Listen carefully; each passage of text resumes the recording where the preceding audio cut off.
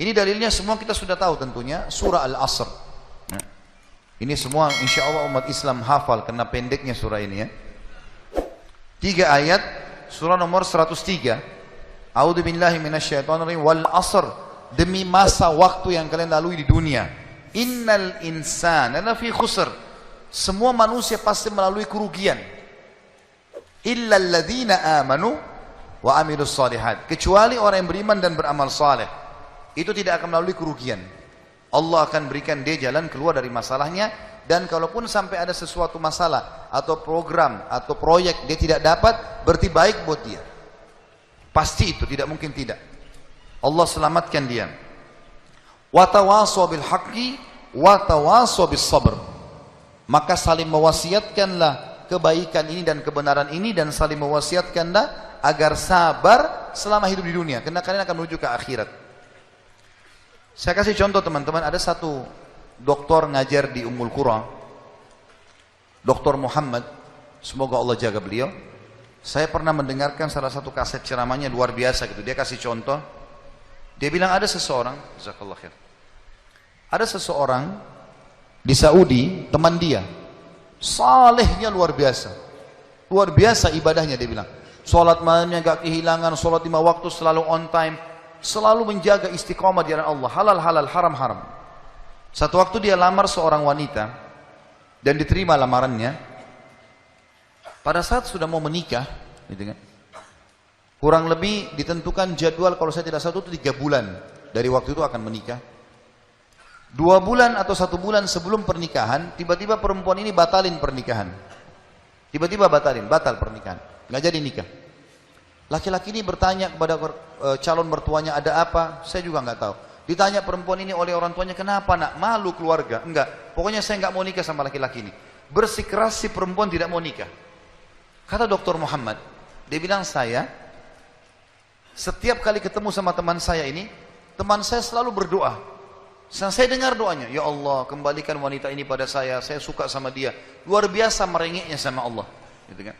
Dan saya saking kesian sama dia, sampai saya mengatakan, ya Allah kabulkan buat dia. Luar biasa dia mohonnya sama Allah. Tapi uniknya kata Dr. Muhammad, enggak dikabulkan, enggak dikasih sama Allah. Sampai tiba hari H pernikahan yang ditentukan tanggalnya, perempuan ini akhirnya memang dia tunggu waktu itu.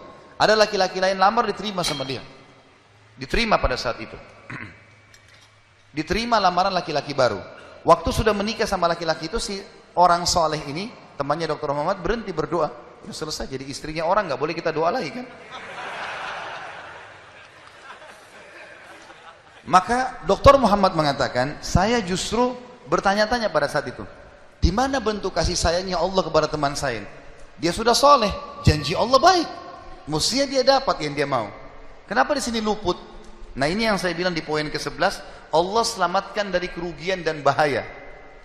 Ternyata dia bilang, justru setelah perempuan itu nikah sama laki-laki yang jadi suaminya sekarang, saya baru tahu bentuk kasih sayangnya Allah pada teman saya. Karena ternyata baru sebulan menikah, perempuan ini periksa ke dokter, dia punya sakit di dada sebelah kanannya, maaf di payudara sebelah kanan. Dokter memvonis kena kanker payudara yang kronis, harus dipotong. Sebulan menikah, payudara kanannya dipotong. Bulan kedua, kanker itu sudah menyebar ke payudara kiri dan dipotong dua-duanya dalam 2 bulan pernikahan. Bulan ketiga, ini kejadian nyata. Bulan ketiga, ternyata perempuan ini punya masalah di urat saraf di bagian otak belakangnya, sehingga membuat kedua matanya buta. Dan bulan keempat, wanita ini meninggal dunia. Kata dia, Dr. Muhammad bilang, subhanallah, kalau teman saya yang jadi suami dia, maka dia tidak akan menikmati pernikahan. Tapi Allah selamatkan dia dengan caranya. Jadi kadang-kadang ada yang luput dari kita. Kita sudah mohon sama Allah, Allah belum kasih.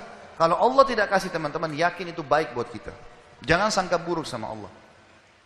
Sebaliknya, kalau kita minta sesuatu yang besar kepada Allah, tidak ada yang mustahil. Yang penting kita merengek dan manja kepada Allah. Dalam kisah yang lain di Yaman, dan ini sempat kisahnya menghebohkan Timur Tengah, anak muda hafal Quran, matanya buta.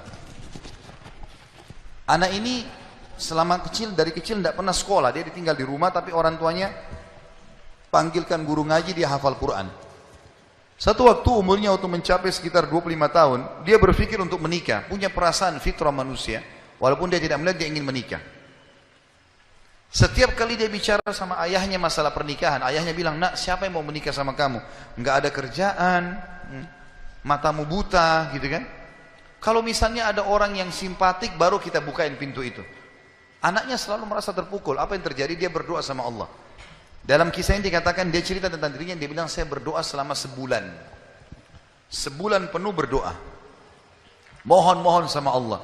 Kasih ya Allah, nikahkan saya. Dan doanya begini, ya Allah, karuniakan saya wanita yang paling cantik di Yaman, yang paling pintar, yang paling kaya. Begitu doanya. Saya sengaja datangkan contoh pernikahan supaya tidak ngantuk ini. Langsung melotot matanya laki-laki di sini. Tapi memang kisah nyata terjadi seperti itu. Maka teman-teman sekalian, di hari ke-30 dari doanya, sebulan dia berdoa, dia mimpi, ada orang datang dalam mimpinya mengatakan begini, hai anak muda, jodohmu namanya Fulana binti Fulana. Disebut nama perempuan itu. Ayahnya bernama Fulan bin Fulan. Itu tokoh masyarakat di kampung sebelah, di kota sebelah. Besok datanglah lamar. Begitu mimpinya dia. Dia bangun, kaget. Dia sholat tahajud, kemudian dia sholat subuh. Habis sholat subuh dia ikut ke masjid. Buta matanya pergi sama ayahnya ke masjid. Pulang dari sholat subuh dia bilang sama ayahnya, ayah, ada enggak kota di sebelah kita ini namanya kota ini? Kata ayahnya, ada. Ada enggak orang namanya Fulan bin Fulan, toko di situ? Kata ayahnya, ada. Ini dalam mimpi disebutin. Dia enggak tahu kota itu, dia enggak tahu orang itu. Kata ayahnya, ada. Itu toko masyarakat terkenal di sana, orang kaya raya. Ada enggak anaknya namanya Fulana binti Fulana? Kata ayahnya, ada. Kata dia, lamarin buat saya ayah. Kata ayahnya, apa kau sadar yang kau ucapin? Perempuan ini terkenal karena cantiknya, kayahnya, pintarnya. Laki-laki kalau datang ditolak-tolakin sama dia.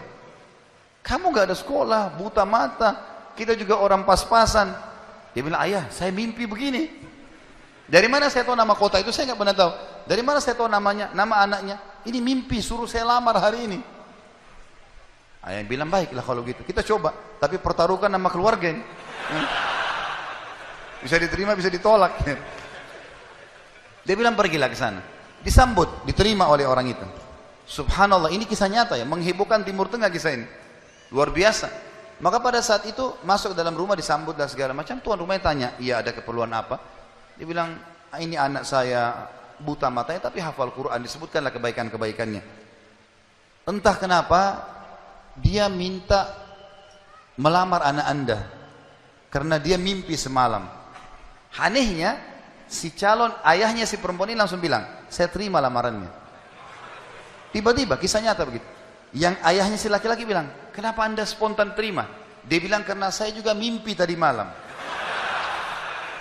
Loh, kisah nyata.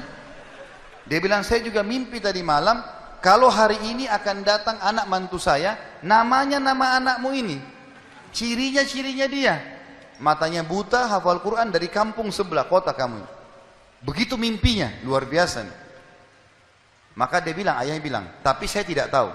Ini kan pagi-pagi, tadi habis sholat subuh, siap-siap datang. Dia bilang, saya belum, kata ayahnya perempuan ini, saya belum tanya anak saya. Tergantung, anak saya terima ya sudah, kalau enggak ya enggak. Kata mereka, baiklah. Masuklah si ayah ke kamar anak perempuannya. Ini ayahnya ini sudah biasa, begitu ditanya, nak ada yang minta, saya nggak mau. Sudah biasa, nolak. Kata dia, nak, dari kampung sebelah, kota ini, kampung ini ada si Fulan, matanya buta, mau melamar kamu. Anak perempuan itu bilang apa? Ayah nikahkan saya. Terima lamarannya. Kata ayahnya, bagaimana? Kau belum lihat orangnya? Dia bilang, tadi malam saya mimpi. Kisah nyata loh. Si perempuan itu mimpi. Mengatakan akan datang jodohmu besok, namanya Fulana bin Fulan, dari negeri kota sebelah, buta matanya, hafal Quran, terima lamarannya, karena itu suami terbaik. Menikah gara-gara itu. Makanya sahabat dalam berdoa. Kita ini kadang-kadang atau antum ini sering berdoa, baru 2 kali sudah ngomel sama Allah. Sebulan orang berdoa, beberapa hari, sabar. Jadi minta sama Allah tidak ada yang mustahil.